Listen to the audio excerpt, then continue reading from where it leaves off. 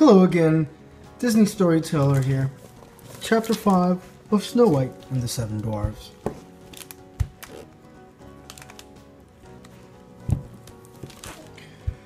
While the dwarfs were creeping about below, some birds were hiding in the rafters above. Nodding and winking at each other, they knew who the unexpected visitor was. Suddenly, they tapped their beaks against the rafters, and the dwarfs huddled together fearfully. "Hear that?" whispered Grumpy. "Whatever it is, it's in this room right now." The birds couldn't help twittering to themselves in mischievous delight. Suddenly, they let out a high-pitched shriek, and the dwarves tumbled all over themselves in panic and fright. When they finally settled down once more, Doc pointed upstairs. It's up there," he said in a low voice. "Yeah, in the bedroom," agreed Bashful. Doc nodded solemnly. "One of us has got to go down and chase it up. Go up and chase it down," he said. The dwarfs all nodded in agreement. Dopey nodded eagerly, even after everyone else had stopped. Finally, he noticed that the other dwarfs were all staring in his direction.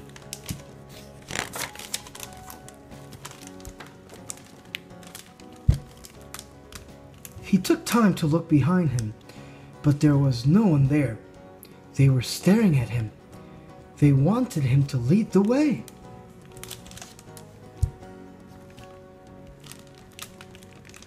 Dopey tried to run, but the dwarfs grabbed him.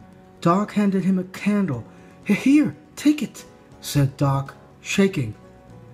"Don't be nervous." The dwarfs pushed Dopey ahead of them, up the stairs. "Don't be afraid," said Doc. "We're right behind you." "Yeah, right behind you," echoed the others from a good distance. Dopey took a deep gulp, climbed the darkened stairs to the bedroom, and slowly opened the door. A long, low moan emanated from the darkness, and in the flickering light of the candle, Dopey saw something moving underneath the sheets across 3 of the beds. Suddenly, the candle went out, and with a yelp, Dopey burst out of the bedroom and started to pound down the stairs. "It's the creature!" the other dwarfs cried as they proceeded to fall all over each other, trying to get out of the way. They yelled and screamed and ran out of the cottage, slamming the door behind them.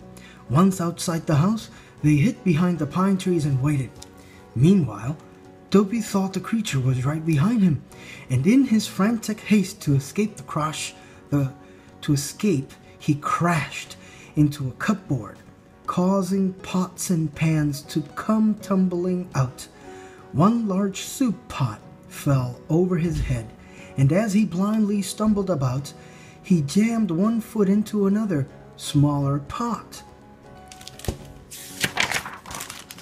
Dizzily turning his way in that, and this way and the other, he finally groped his way out of the cottage and headed toward the other dwarfs. "Here it comes!" yelled Happy as he saw the strange figure with the metal head clanking and clumping toward them. "Now's our only chance, men," said Doc. "We mustn't be scared. The dwarfs bravely jumped on the creature as it passed by them. "Tie it up!" yelled Grumpy. "Yeah, don't let it get away!" cried Doc. As the dwarfs struggled to hold the creature, its metal head fell off and hit the ground with a thump, and in its place was a head they recognized immediately. It was Dopey. "Oh, fuss and fiddlesticks," grumbled Grumpy. "All that trouble for nothing."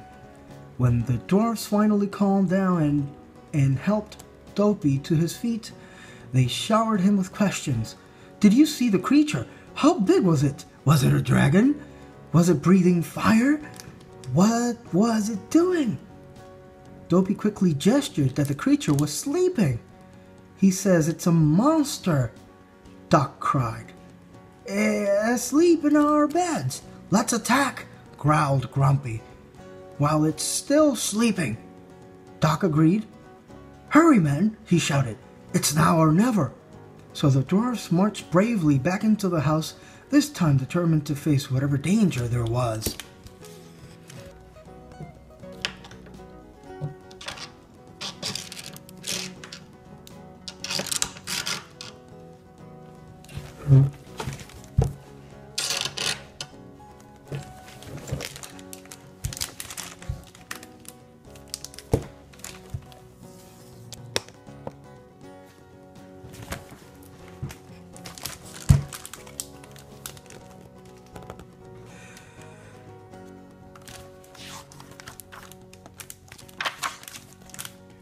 They crept quietly into the room and right up to the beds where Snow White lay sleeping peacefully under the sheets.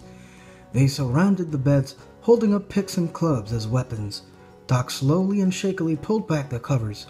The dwarfs were just about to strike when they saw Snow White. As one, they lowered their weapons and stood motionless. Doc was the first to recover. "Well, he stammered. "What is it?" asked Happy, gazing at the sleeping princess. "Why, it's, stuttered Doc. "It's a girl." Sneezy and Bashful both smiled. "She's mighty pretty," said Sneezy. "Yes, she's mighty purty." "She's beautiful," said Bashful, blushing, "just like an angel." All the dwarves were captivated by Snow White, all but Grumpy, that is. "Angel, huh?" he said sourly. "She's a female, and all females is poison. They're full of wicked wiles." What are wicked wiles?" asked Bashful. "I don't know," answered Grumpy, "but I'm against them." Doc told Grumpy not to speak so loudly or the lovely young girl might wake up. "Let her wake up," replied Grumpy. "She don't belong here nohow." At that, Snow White's eyelids fluttered. "She's waking up," whispered Happy. The dwarfs quickly hid at the foot of the beds. Snow White yawned and opened her eyes. She sat up and looked around, remembering where she was. "Oh dear," she said to herself, "I wonder if the children are—" Just then she saw the dwarfs peeking over the edge of the bedboards. "Oh!" cried Snow White as she pulled the covers up around her. But then she sat up straighter and stared in surprise. "Why, you're not children at all," she said. "You're little men." Snow White smiled prettily and said, "How do you do?" "How do you do what?" answered Grumpy with a frown. But Snow White was not ruffled by Grumpy's rudeness, and she just continued gaily. "Oh, you can talk. I'm so glad." Snow White looked from one dwarf to the other and smiled. "Oh, you can talk. Let me try to guess your names," she said, pointing first at Doc. "You must be Doc." "Yes," answered Doc politely. Then she pointed at Sleepy, who was busy yawning. "I know you're Sleepy," Snow White said. Sleepy answered with a bob of his head. Snow White looked at Dopey, who was gazing at her with large blue eyes. "You must be Dopey," she said. Dopey nodded excitedly. She cocked her head and looked at Happy, who was smiling from ear to ear. "And you've got to be happy," Snow White said. Happy chuckled in glee. "Why, that's right," he cried. "How did you guess?" Then she leaned forward to look at Bashful, who was trying to hide behind the others. "You're Bashful," she said. Yup. What?" Bashful answered, his face turning a bright pink. Just then Sneezy piped up. "Can you guess, achoo, who I am?" Snow White giggled. "I would say you were Sneezy," she answered. Sneezy held a finger under his nose and said in a muffled voice, "That's right, achoo." When Snow White finally came to Grumpy, she looked at his folded arms and stern expression and took the same pose. "And you must be Grumpy," she said in a deep mocking voice. But Grumpy just turned to Doc and said, "We know who we are. Ask her who she is and what she is doing in our house." And so the dwarfs asked, Snow White told them who she was and all about her terrible flight through the forest. When the dwarfs learned that she was the Princess Snow White, they were honored to have her as a guest in their tiny forest home, all except Grumpy. He insisted that she should be made to leave. Snow White looked at the dwarves entreatingly.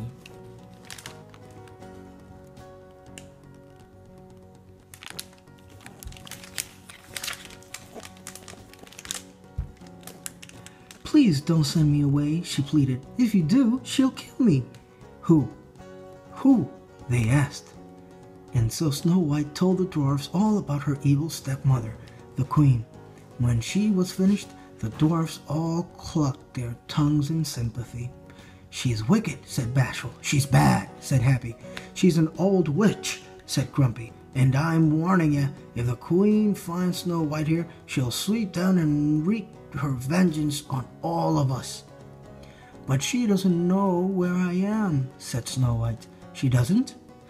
answered Grumpy. "She knows everything. She's full of black magic," he continued. "She can make herself invisible. Why, she might even be in this room right now." The other dwarfs looked around the room uneasily, but Snow White sat up straighter. "Oh, she'll never find me here," she said brightly. "And if you let me stay, I can help with the chores. I'm a good cook, too." "A good cook!" cried the dwarfs, suddenly remember their own hunger and the aroma coming from the kettle. "She stays!" shouted the dwarfs in spite of Grumpy's glowering face. That's it for Chapter 5. Stay tuned for Chapter 6. Bye-bye. And if you have any questions or special requests or want to know anything about the book, let me know in the comments below. I'll be sure to answer.